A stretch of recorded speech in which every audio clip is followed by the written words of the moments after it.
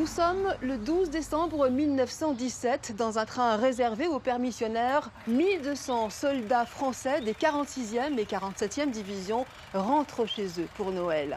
Ils viennent d'Italie où ils ont combattu en première ligne face aux troupes austro-allemandes suite à la bataille de Caporetto. Mais plus de la moitié d'entre eux vont périr dans ce qui est encore à ce jour la plus grande catastrophe ferroviaire survenue en France. L'accident se produit dans une très forte pente de 17 km entre Modane et Saint-Michel-de-Maurienne. Poids du train, 530 tonnes à vide, 350 mètres de longueur. Le règlement de la ligne prévoit qu'il y ait deux motrices, l'une pour pousser, l'autre pour retenir le train, mais il n'y en a qu'une seule.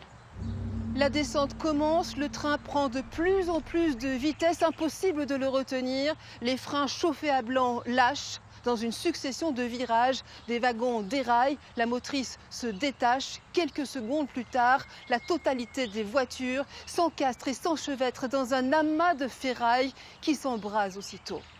Bilan, 425 morts, 128 seulement pourront être identifiés et des centaines de blessés. Sur plus de 1000 hommes, 183 seulement répondent à l'appel le lendemain de la catastrophe.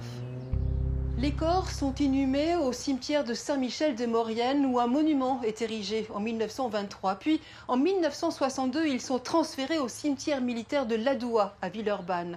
En 1998, une stèle commémorative est placée sur les lieux de la catastrophe longtemps classée secret militaire et qui, au final, aura coûté la vie à 675 soldats.